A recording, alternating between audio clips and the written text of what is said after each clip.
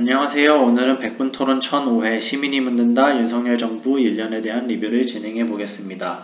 작년인 2022년은 대한민국만이 아니라 세계적으로도 다사다난한 일들이 많았는데요.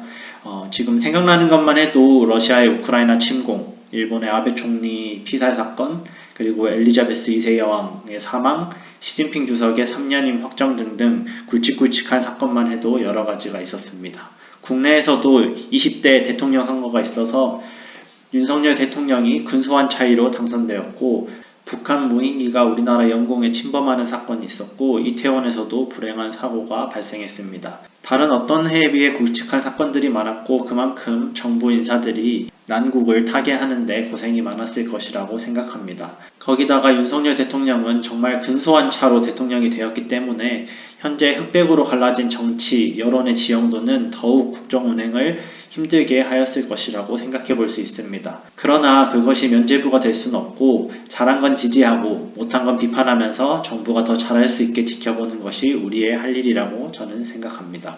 다른 토론과 다르게 이번 토론은 윤석열 정부 1년을 전반적으로 평가하기 위해서 다양한 이슈들이 언급되고 토론되었기 때문에 이번 리뷰에서도 방식을 바꾸어서 패널 소개를 먼저 한 번에 한 다음에 각 이슈에 따라서 리뷰를 진행해 보려고 합니다. 먼저 고민정 패널은 KBS 아나운서로 저희에게 얼굴을 알렸는데, KBS 아나운서 시절에는 노조활동에도 관심이 많고 이후에 문재인 캠프에서도 활동을 했습니다. 그 이후에 대통령 비서실 대변인을 거쳐서 현재는 제21대 더불어민주당 의원이자 더불어민주당의 최고위원으로서 활동하고 계십니다. 그래서 제21대 국회의원 선거에서는 추미애 전 장관의 지역구인 광진구 을에서 오세훈 현 서울시장과 접전을 벌였고, 치열한 선거전 끝에 국회의원으로 선출되셨습니다. 이번 토론에서는 더불어민주당 대표로서 더불어민주당 가장 주류에 있는 입장을 대변하기 위해 나왔다고 볼 수 있겠습니다. 다음으로 이정미 패널입니다. 이정미 패널은 현재 정의당 대표로 활동하고 계시고, 제20대 국회의원 선거에서는 비례대표로 국회의원직을 경험하셨습니다. 21대에서는 낙선을 하긴 했지만 제3당임에도 불구하고 18.38%라는 상당한 득표를 받은, 말 그대로 심상정 의원과 함께 정의당을 대표하는 인물이라고 할 수 있고, 노동운동 경력이 상당히 기신 분입니다. 이번 토론에서는 정의당의 대표로 정의당의 기조를 대변하기 위해 나왔고, 더불어민주당과는 살짝 다른 시각을 보여줄 수 있다고 기대해 볼 수 있습니다. 장동혁 패널은 부장 출신의 국회의원으로서 이번 제21대 국민의힘 의원으로 선출되었고, 이전에는 광주지방법원 부장판사까지 역임하다가 최근에 정계에 입문했다고 할 수 있습니다. 장동혁 패널은 행정고시에 합격하고 이후에 사법고시도 합격한 상당한 엘리트라고 할 수 있는데, 정계의 경력이 비교적 신인인 것으로 고려할 때 국민의힘의 소장파의 의견을 대변하기 위해 이번 토론에 참여했다고 할 수 있습니다. 마지막으로 조혜진 패널입니다. 조혜진 패널은 18, 19, 21대 국민의힘 의원으로서 3선의 경력을 가진 나름 중진 정치인이라고 할 수 있습니다. 별도의 경력 없이 바로 정계에 입문을 했고, 이명박 대통령 후보 공보특보, 유승민 대통령 후보 전략기획팀장 등등을 역임하면서 여당의 다양한 인사들과 두루두루 친밀한 관계를 맺고 있다고 할 수 있습니다. 이번 토론에서는 현 여당의 중진으로서 현재 국민의힘 주류가 가지고 있는 생각을 대변하기 위해 이번 토론에 참여했다고 기대할 수 있습니다. 이번 토론에서는 정말 다양한 이슈들이 논의되었는데 이제부터 하나씩 차근차근 살펴보도록 하겠습니다. 먼저 가장 큰 틀에서 지난 1년에 대한 총평들이 있었는데, 여당 측에서는 사면 초과의 상황에서 악전고투한 결단의 1년이라는 평가로 이번 정권을 평가했습니다. 여당이 가지고 있는 주요한 입장은 근 1년이 국정 상황이 상당히 좋지 않았다는 점이고, 그 점의 상당수의 부분이 이전 정권부터 이어진 문제라는 점입니다. 이런 악조건 속에서 정부는 문제들을 해결하기 위해서 다양한 방면으로 노력을 했고, 그 안에서 특징 지을 수 있는 것이 강단 있는 결단으로 느리지만 확실하게 문제를 개선해 가고 있다는 주장입니다. 다만 많은 분들이 비판하듯이 전 정권을 방패로 세워서 지금의 문제점들을 변명하려는 모습들이 많았다는 점은 부정할 수 없을 것 같은데, 제 생각에 전 정권부터 이어진 문제들이 여전히 있을 수 있다고 생각은 합니다. 다만 메신저에 문제가 있다라고 생각을 하는데, 비판하는 쪽에서 이 전 정권의 그림자를 언급하는 것과 이 그림자를 극복해야 하는 여당에서 이를 변명으로 사용하는 것의 느낌, 그리고 국민들이 받아들이는 태도는 정말 다를 수밖에 없다라고 생각합니다. 전 정권의 부정적인 면들은 국민들이 스스로 평가할 수 있게 두고, 현 상태에서 여당이 나아갈 방향과 어떤 정책들을 도입할 것인지에 대한 설명과 설득에 무게를 좀 더 두었으면 하는 아쉬움이 있었습니다. 나아가 지금 문제에 대해 전 정권 탓을 하는 것만이 아니라 현재 상태에 있어서도 야당을 변명으로 삼는 모습을 보여줬는데, 조혜진 패널 같은 경우는 입법부가 지금 여소야대 전국에서 야당이 장악을 하고 있고, 그 상태에서 입법부가 제대로 협조를 해주지 않아서 정부가 하려는 시책들이 제대로 진행되지 않는다라는 말을 해주었고, 장동혁 패널 역시 야당이 여당 시절에 여론의 반대 때문에 통과시키지 못했던 법안들을 지금 통과시키면서 그로 인한 여론의 질타를 여당이 받도록 만들고 있다라고 지적했습니다. 다만 이런 주장에 대해서 무조건 야당이 반대만 한다는 것은 동의하기 힘들고 그래서도 안 된다고 생각하지만, 여소야대인 상황에서 인기 없는 법안을 통과시키고 있다는 비판은 우리가 주목해서 볼 필요가 있고, 정말로 그런 일들이 진행되고 있는지 엄중히 지켜볼 필요는 있다고 생각합니다. 반대로 야당에서는 강렬하게 비판을 했는데, 고민정 패널 같은 경우는 무능과 독선으로 점철된 1년이라는 상당히 강한 언사로서 비판을 해주었습니다. 이어서 조금만 잘해도 지지를 얻을 텐데 그 조금만이 안 돼서 지지를 얻지 못하고 있다 라고 얘기를 했는데, 개인적인 생각으로는 너무 선정적인 용어를 사용하면 되려 독이 돼서 돌아오는 경우가 있는데, 이번 토론에서 고민정 패널의 이 1년에 대한 총평 같은 경우는 그런 느낌이 좀 있었던 것 같습니다.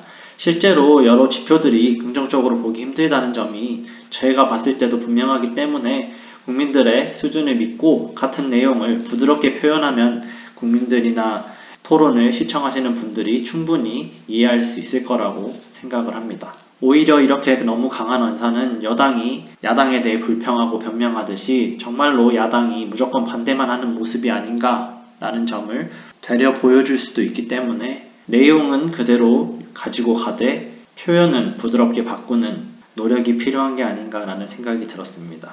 그런 점에서 이정미 패널은 좀 더 부드러운 모습을 보여줬는데, 다만 뼈가 있는 비판을 잊지 않았습니다. 성과가 잘 알려지지 않았다는 장동혁 패널의 주장에도 그 잘못은 사실 대통령과 그 보좌진에 있고, 힘든 상황은 맞지만 힘든 상황 자체에 대한 비판이 아니라 그 대처 과정에서 정부의 문제점들이 많이 드러났고 이에 대한 비판들이 있었다라는 지적은 상당히 공감이 되는 부분이었습니다. 다음으로 이번 토론에서 그나마 어느 정도 논의가 되었던 것이 용산 이전과 제왕적 대통령제의 해체 문제입니다. 조혜진 패널 같은 경우는 용산 이전으로 대통령의 동선이 국민이나 기자들에게 다 파악이 가능하게 되었고, 대통령이 출근하는 과정에서 여러 이슈에 대한 시위들을 확인 가능할 수 있다는 점에서 소통적인 측면에서 이번 정부가 장족의 발전이 있다고 이야기를 했는데, 저 역시 그러한 변화는 상당히 의미가 있다라고 생각하고 있는데, 다만 이정미 패널이 반박했듯이 그 시위를 확인하고 그 내용을 피드백해주는 과정이 동반되어야지 여당에서 말하는 것처럼 용산 이전으로 소통의 가능성이 더 늘어났다는 점을 확실히 보여줄 수 있지 않을까라고 생각을 합니다.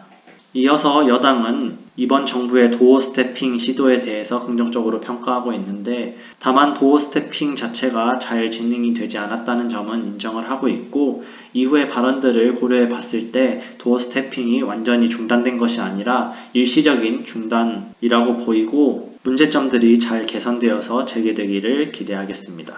야당은 이 용산 이전과 도어 스태핑에 대해서 비판적인 입장을 내놨는데, 청와대 이전 과정에서 여야 협치가 충분히 가능한 사안인데 졸속으로 추진했다는 점을 강하게 비판했습니다.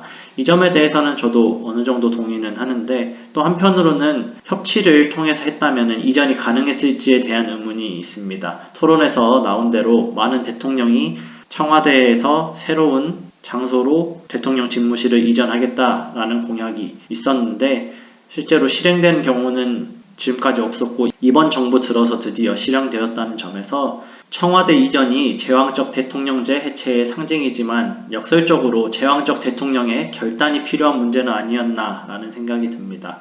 그리고 토론 중에서도 대통령은 일반인이 아니라는 지적들이 있었는데 법리적으로 대통령은 일반인과 다른 법적 지위를 가지고 있을 수 있지만 사실 제왕적 대통령제를 해체하기 위해서는 대통령도 우리와 같은 일반인이라고 우리가 인식하는 것이 참 중요하지 않을까라고 생각을 합니다. 왜냐하면 우리의 이런 대통령은 우리와 다른 사람이다라는 인식이 제 생각에는 제왕적 대통령제의 심리적 지지 기반이지 않을까라고 생각하기 때문인데 이 점에 대해서는 뒤에 한 번에 논의해 보도록 하겠습니다.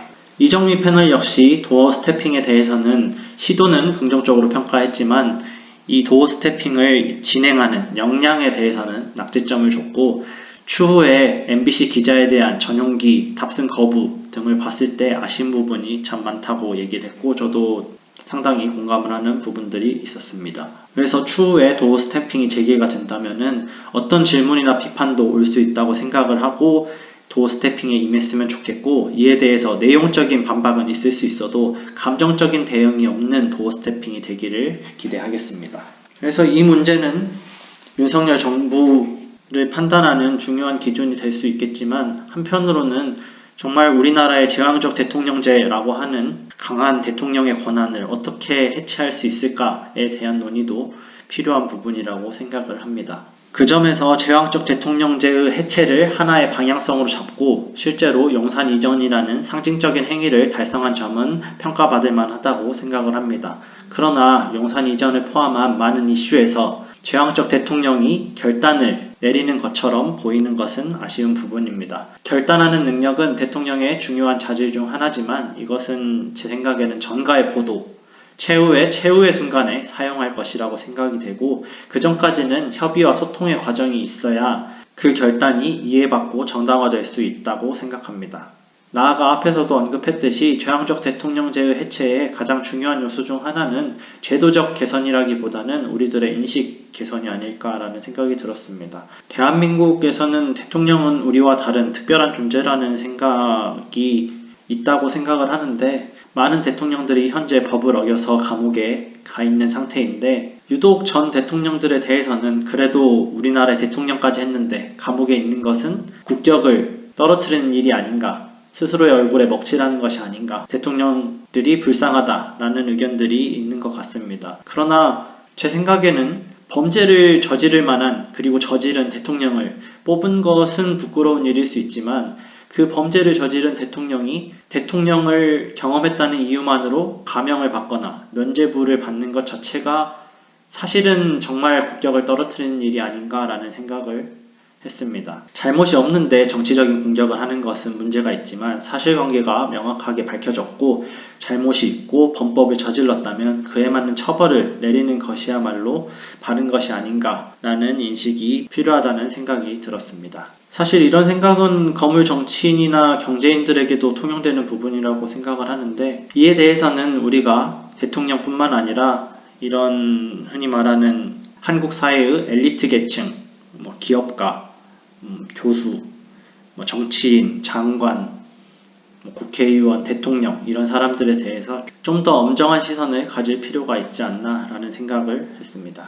다음으로 외교 문제에 대해서 얘기해보지 않을 수 없는데 여당의 경우에는 이전 정권 때의 문제점들을 지적을 하면서 이전 정권의 문제는 대중 외교에서 너무나 저자세로 외교를 진행했다라는 점이고 일본에 대해서는 반일 감정을 조장하고 적대적인 외교를 했다라고 주장을 하면서 지금의 윤석열 정부의 외교 방향은 중국으로 너무 기울어진 외교의 무게추를 맞추려는 시도라고 평가했습니다. 그러나 이러한 해석은 관점의 차이라고 보이는데 현재 야당에서 윤석열 정부의 외교 방향을 일본에는 과도한 저자세 그리고 미국과 일본 편향적인 외교라고 해석하는 것과 똑같은 논리를 정반대의 시각에서 사용한 것이 아닌가라는 생각이 들었고 그렇기 때문에 외교 문제에 대해서 이러한 극단적인 해석은 양쪽 다 지양되어야 할 부분이 있다라는 생각이 들었습니다. 그러나 확실히 이번 정부의 외교적인 방향성은 한미일 동맹 강화가 최우선이고 중국과 러시아 그리고 북한과의 외교는 차순위라는 인상을 받고는 있습니다. 야당의 입장은 위에서 말한 것처럼 여당이 이전 정권의 외교 정책을 보는 시각을 그대로 야당이 현 정권을 보는 느낌인데, 이정미 패널이 말하는 한미일 동맹 강화가 북중로 결집을 만든다는 것은 이론상으로는 일리가 있는 얘기이지만 명확한 인과라고까지는 할 수 없을 것 같고, 한미일의 상호 안보 강화는 사실상 2차 세계대전 이후 그리고 한국전쟁 이후로 어쩔 수 없는 우리의 기본 전략임을 어느 정도 이해해 줄 필요가 있지 않나 라고 생각을 합니다. 다만 문제는 한미일 동맹 강화 자체라기보다는 이를 수행하는 과정에서 국민들의 감정에 공감하지 못하고 대통령과 측근의 결단만으로 외교를 진행하고 있다라는 비판은 새겨들을 필요가 있다라고 생각을 합니다. 정부의 의지에 따라 외교의 방향을 정할 수는 있지만 이를 공유하고 알리는 과정이 상당히 결여된 느낌을 받고 있고, 특히 일본의 외교는 우리의 과거사 문제도 있기 때문에 많은 분들이 민감하게 생각하고 있어서 이 점을 충분히 고려해서 외교를 진행했어야 한다고 생각을 하는데, 너무 다급하게 풀어나가고 있는 것은 아닌가라는 걱정을 저도 하고 있습니다. 이런 외교의 방향은 사실 이전 리뷰에서도 얘기가 되었었지만 2022년 이후에 급변한 국제정세의 영향을 고려할 필요도 있다고 보입니다. 상대적 약자의 입장에서 강대국들의 눈치를 안 볼 수가 없는 우리나라의 상황에서, 특히 미국에게 안보를 상당히 맡기고 있는 입장에서 미국의 압력이 상당히 강력하다는 점은 전제를 해야 될 것 같고, 다만 야당이나 비판하는 분들이 말씀하시는 것처럼 이것이 과도한 저자세가 되는 것은 확실히 문제가 있다고 생각을 합니다. 가령 한일 외교에서 넘어야 할 산인 과거 청산 문제는 해결하기가 정말 어려운 문제인데, 이번 정부의 자세는 일종의 도덕적 강자의 제스처라는 점에서 개인적으로는 긍정적으로 평가할 부분도 있다고 생각을 합니다. 이런 제스처를 취함으로써 피해자가 오히려 가해자를 무한하게 만드는 고도의 심리적인 전략이 될 수도 있다라고 생각을 하는데, 다만 그렇다고 피해자가 피해 자체를 부정하고 그것이 없는 일인 것처럼 행동한다면 이것은 완전히 다른 문제가 되고, 자비와 관용의 제스처를 보이되 아직 풀리지 않은 문제에 대해 부드럽지만 확실하게 의사를 표현하는 것은 필요하다고 생각이 됩니다. 후쿠시마 오염수 방출 문제도 이와 비슷하다고 할 수 있는데, 명칭을 일본의 뜻에 맞추어 해주는 것은 타협의 제스처가 될 수 있겠죠. 중요한 부분은 오염수가 어느 정도의 위험성이 있는지, 그리고 방출 이외에 다른 해결 방안이 없는지 철저하게 조사하고 대안을 찾아내가는 과정이라고 생각을 합니다. 사실 오염수의 방출의 가장 큰 피해자는 일본 국민들이라고 할 수 있는데, 한국과 중국에서는 상당히 우려를 표하고 있는데 일본 국민들이 이 부분에 대해서 일본 정부의 입장을 믿고 별다른 반응을 보이지 않는 점들이 사실은 가장 큰 문제가 아닌가라고 생각을 하고, 이 문제에 있어서는 외교적인 문제이기도 하지만 세계가 함께 해결해야 할 환경 문제이기도 하기 때문에 일본의 시민단체나 국민들과 연대할 수 있는 방안을 찾는다면 참 좋을 것 같다는 생각이 들었고, 한국과 일본 여당의 정권 유지를 떠나서 동아시아 및 세계 모두가 당사자로 적극 개입해서 이 문제를 잘 해결했으면 좋겠다라는 생각입니다. 이런 부분들은 한국 정부의 태도와 제안에 따라서 충분히 긍정적인 결과를 이끌어낼 수도 있을 것이라고 생각을 하는데, 윤석열 정부가 이런 자세를 잃지 않고 견지하기를 바라는 마음입니다.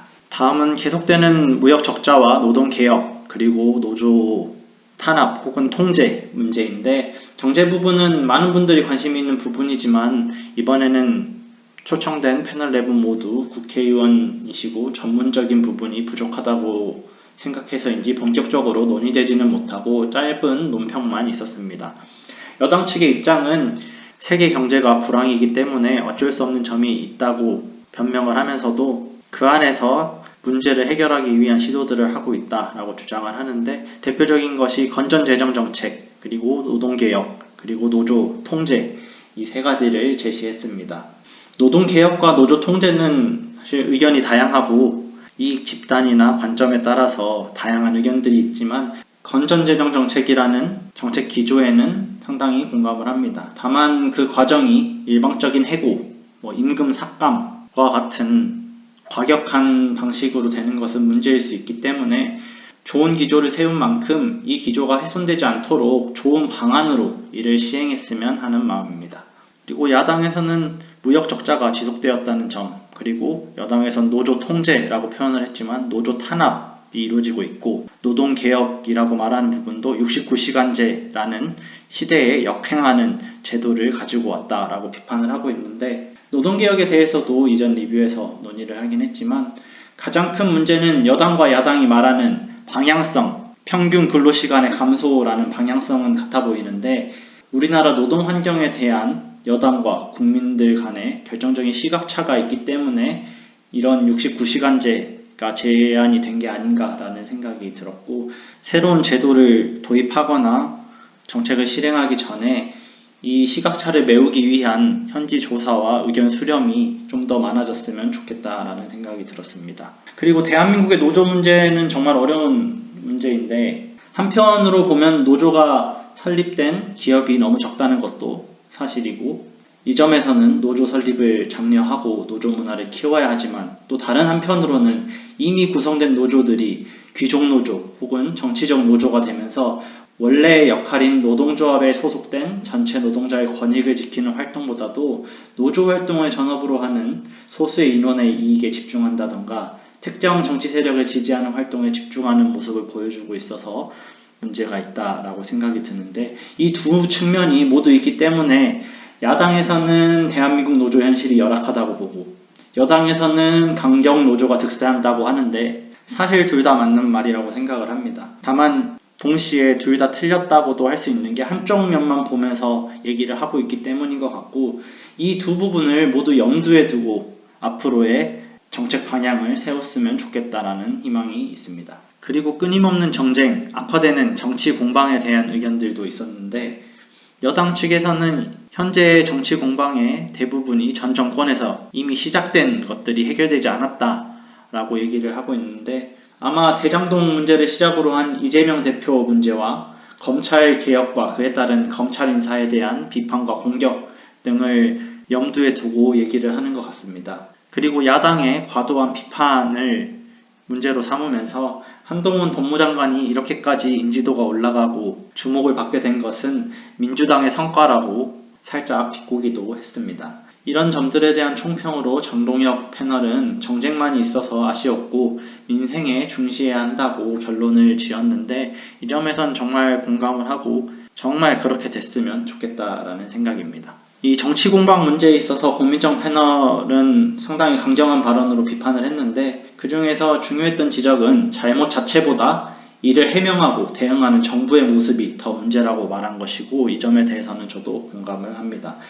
여당 측에서는 이런 정부의 대응이 전공법으로 과감하게 나갔다라고 평가를 하지만, 그렇게 평가를 하려면은 해명을 하고 설명을 한 부분들이 사실이어야 전공법이라고 할 수 있을 것 같은데, 추후에 거짓말로 드러나는 다양한 해명들이 이런 포장을 참 무색하게 만든 점이 있고 정부의 신뢰도를 점점 떨어뜨리는 주된 원인이라고 생각이 듭니다. 야당이 비판하는 것처럼 일시적인 면제를 위해서, 일시적인 면피를 위해서 하는 거짓말 해명은 더 이상 없기를 바라고, 전공법이 나쁘다는 게 아니라 전공법을 하기 위해서 실제 사실, 그러니까 전공법을 할 수 있는 무기를 가지고 전공법을 했으면 하는 바람입니다.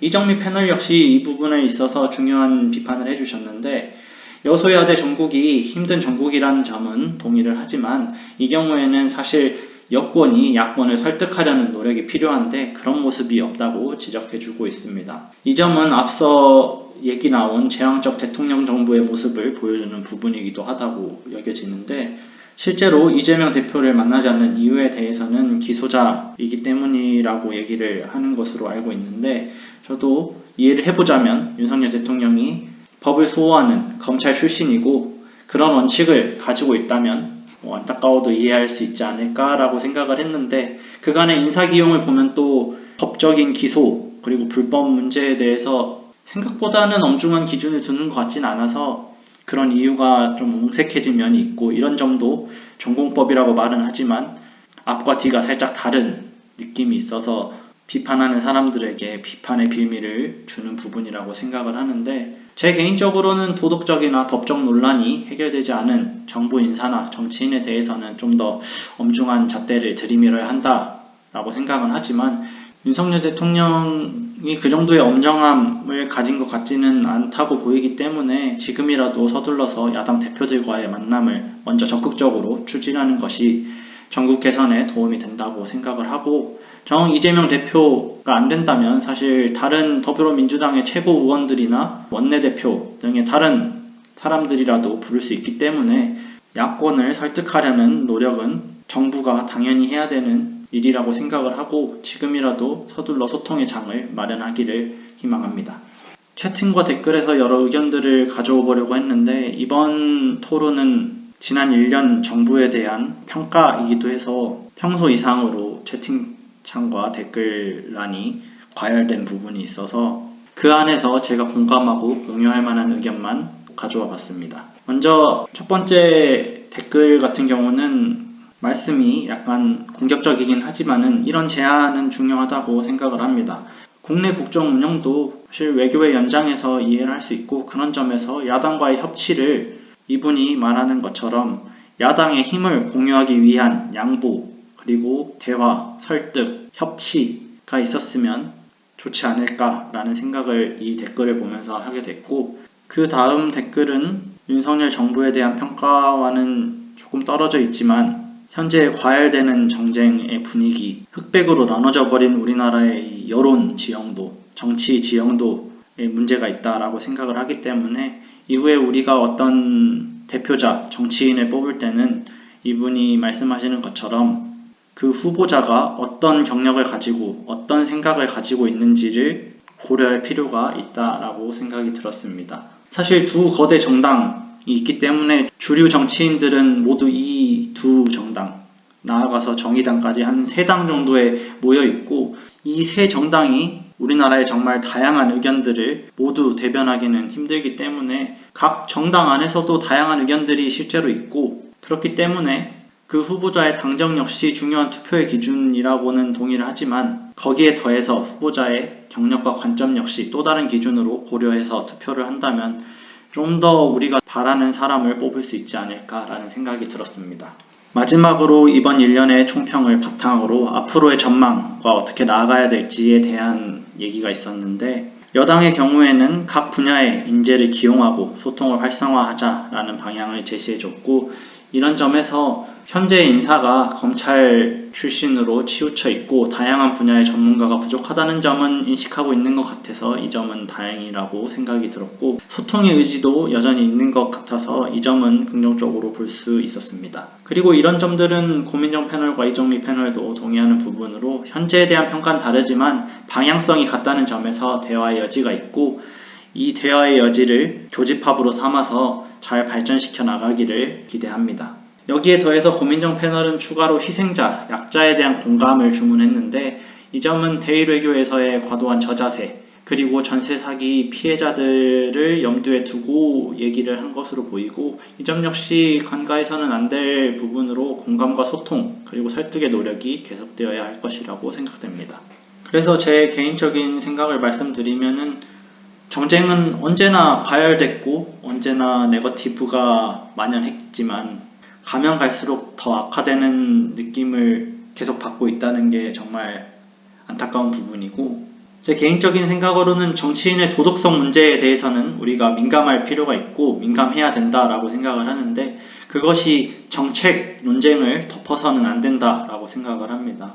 현재 정치인들은 이 도덕성 문제에 민감한 여론과 우리의 생각을 이용하는 측면이 있다라고 생각을 하고, 그 점에서 문제는 정치인들이 틀린 말을 하는 게 문제가 아니라 그 논리를 자신이 가지고 있는 유사한 사례에 적용했을 때 본인들도 자신들이 한 말에 걸리기 때문에 문제가 되고, 그러면은 점점 정치인들에 대한 신뢰가 떨어지고 상대방에서는 내로남불이라고 다시 비판을 하고, 이런 악순환이 반복이 되는 거죠. 그리고 또 우리가 생각해 볼 것은 정치인들이야말로 사실 대한민국에서 가장 강한 이익 집단 중에 하나라고 저는 생각을 하는데, 정치를 직업으로 하지 않는 일반 국민이나 지지자들의 정치 참여, 정치 활동과 이 정치인들이 하는 정치 참여는 사실 근본적으로 다른 부분이 있고, 우리도 이런 점들을 이해하고 정치를 보고 판단할 필요가 있다고 생각을 합니다. 나아가 정치인들과 우리를 분리하는 이러한 시각이 정치를 더 건전하게